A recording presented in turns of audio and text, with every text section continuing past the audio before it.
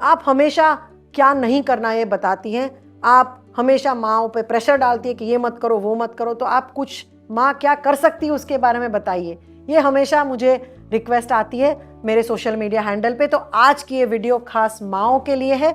ये वीडियो में मैं माँओं के साथ टिप्स शेयर करूंगी, सिर्फ मदर्स के लिए, मेरे खुद के अनुभव में से, as a therapist, as a mother और एज अ पेरेंटिंग कोच। सबसे पहली टिप माँओं के लिए ये है कि देखिए, आप बिना मारे पीटे, बिना गुस्सा किए, बिना डरे धमकाए भी बच्चों को डिसिप्लिन कर सकते हैं। मेरी पॉजिटिव पेरेंटिंग की वीडियोस देखिए, क्योंकि बच्चों को डिसिप्लिन की ज़रूरत है, बच्चों को स्ट्रक्चर की ज़रूरत है, एक ढांचे की ज़रूरत है, बच्चों को कंसिस्टेंटली वही मैसेज देने की भी ज़रूरत है, बच्चों को कायदे कानून भी सिखाना ज़रूरी है।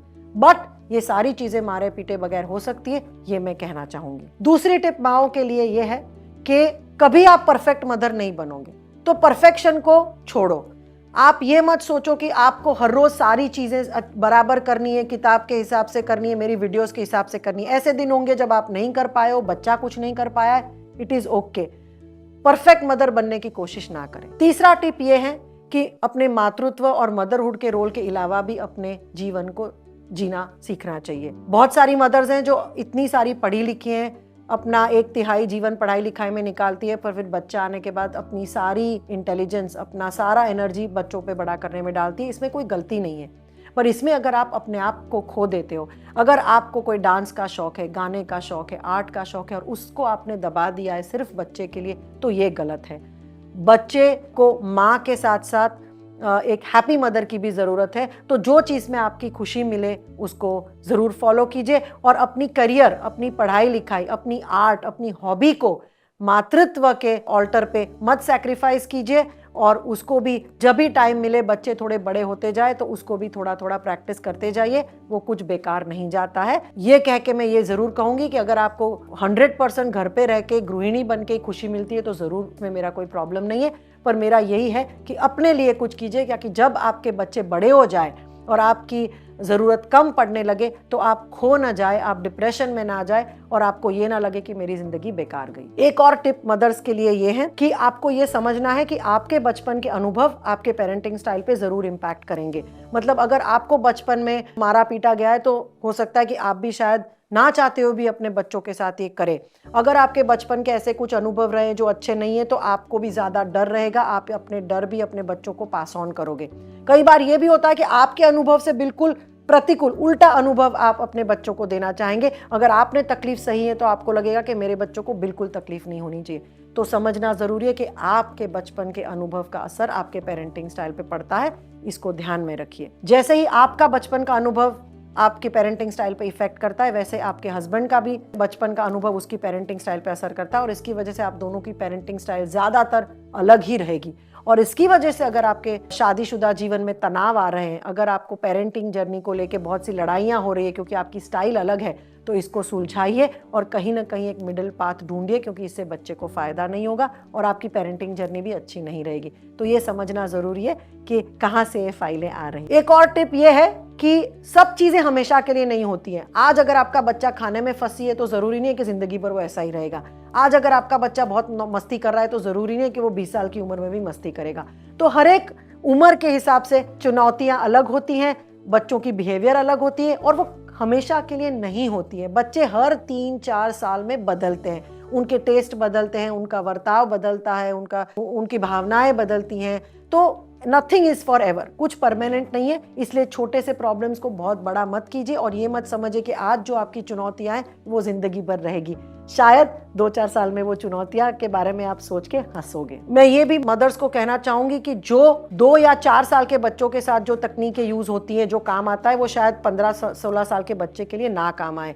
तो पेरेंटिंग के जो तरीके हैं वो भी उम्र के हिसाब से बदलते हैं। जो तरीके आप छोटे से बच्चे के साथ यूज करते हो, वही तरीका अगर आप टीनेजर के साथ यूज करोगे तो वो नहीं चलेगा।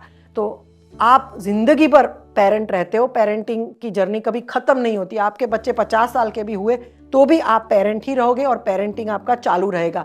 बट हर उम्र के हिसाब से आपकी पेरेंटिंग की स्टाइल है वो बदलना जरूरी है। वही स्टाइल रखी तो वो कभी भी अच्छा नहीं होगा आपके लिए और आपके बच्चों के लिए। मैं मदर्स को ये भी कहना चाहूंगी कि अगर आपकी शादीशुदा जीवन में तकलीफ है, आपके हस्बैंड के साथ या आपके सास ससुर के साथ तकलीफ है, तो इसको बच्चे को बीच में ना लाइए, बच्चे को आपका प्यादा ना बनाइए, क्योंकि बहुत सी मदर्स मैंने देखी हुई हैं कि अपनी सारी तकलीफ़ें बच्चों के साथ शेयर करती हैं और फिर ये बच्चे भी अपने खुद के पिताजी या दादा दादी के खिलाफ हो जाते हैं, हालांकि उनके खुद के ऐसे कोई अनुभव नहीं है। तो मदर के अनुभव की वजह से बच्चे में भी इन लोगों के लिए घृणा या क्लेश या गुस्सा आ जाता है। तो ये करना ज़रूरी नहीं है। कई बार मदर्स को ऐसा लगता है कि मुझे मेरे बच्चों का सपोर्ट चाहिए इन लोगों के सामने जाने के लिए, तो प्लीज़ ऐसा मत कीजिए, क्योंकि इससे आपको तो सपोर्ट लगेगा पर बच्चे के अंदर बहुत कॉन्फ्लिक्ट होता है। तो आपकी शादीशुदा जीवन की जो प्रॉब्लम्स है वो प्रोफेशनल हेल्प लेके, बाहर वालों से हेल्प लेके सॉल्व कीजिए, बच्चे को बीच में ना लाइए।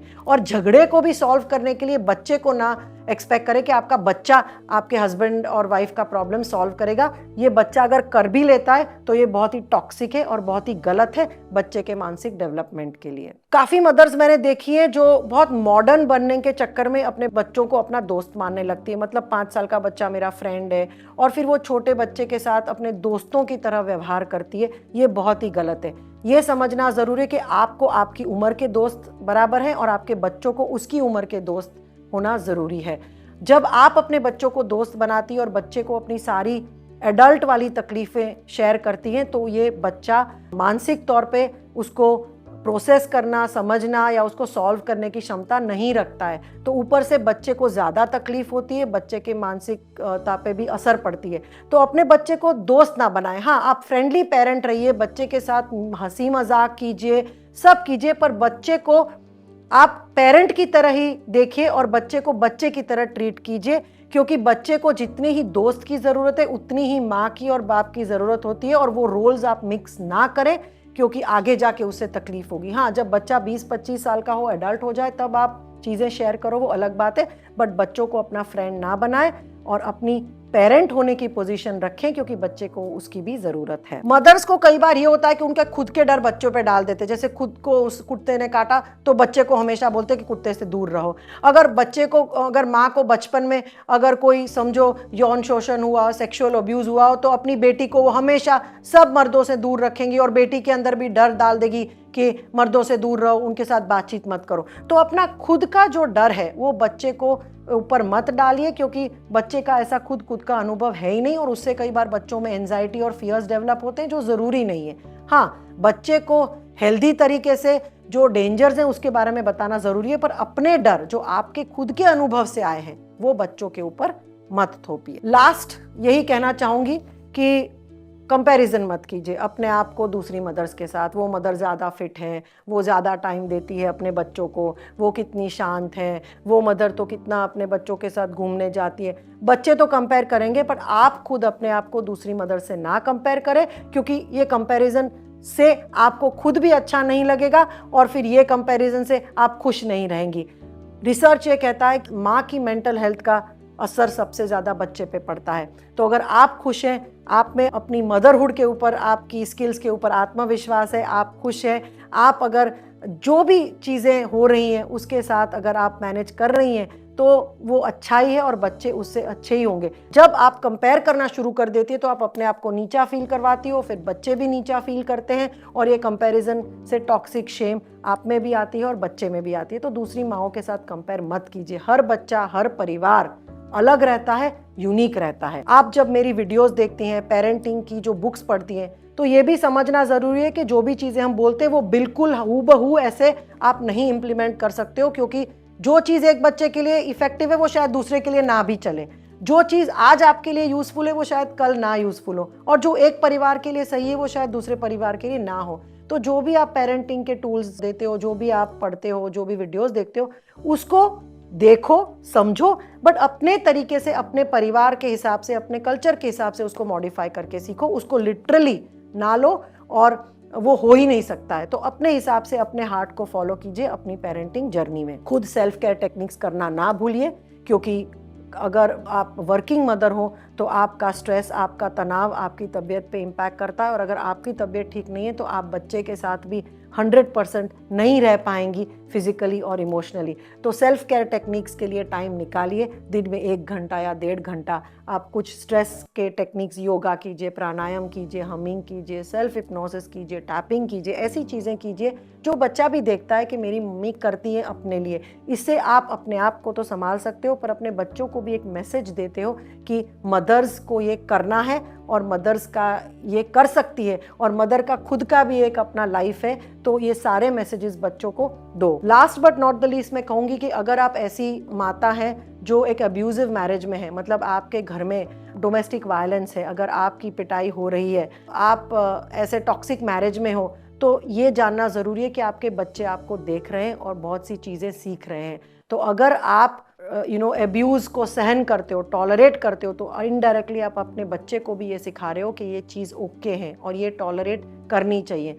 तो ये बहुत ही गलत है। अगर आप ऐसी शादी में हो जहाँ पे आपका शोषण हो रहा है, शारीरिक तौर पे, मानसिक तौर पे, तो आपको इसके बारे में कुछ करना चाहिए या तो हेल्प लेनी चाहिए। पर इसको अगर आप सहन करते हो तो ये समझना ज़रूरी है कि आपके बच्चे भी इसको नॉर्मलाइज करना सीखते हैं। तो ऐसी कोई चीज़ें मत टॉलरेट कीजिए। अगर आपका डिसरिस्पेक्ट हो रहा है, अगर आपके साथ कोई अनाप तनाप तरीके से बात कर रहा है, तो आपको ये टॉलरेट नहीं करना है। और अगर आप कर रही हैं तो उसको रोकिए, क्योंकि आपके बच्चे भी फिर इसको नॉर्मलाइज करना शुरू कर देंगे और वो भी आपको इसी तरह से ट्रीट करेंगे। आई होप ये टिप्स आपको यूज़फुल रही हों, और इसके अलावा भी अगर आपके पास और टिप्स हैं मदर्स के लिए तो कमेंट्स में ज़रूर लिखिएगा।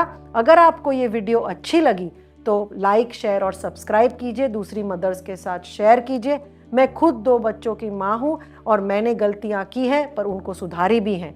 तो आपके साथ इसीलिए मैं टिप्स शेयर कर रही हूँ कि आप इनमें से थोड़ी बहुत चीज़ें भी अगर उतार ले अपने अंदर और चेंज लाए, तो आपकी शायद मातृत्व की जर्नी अच्छी रहेगी, फन रहेगी, एंजॉयबल रहेगी।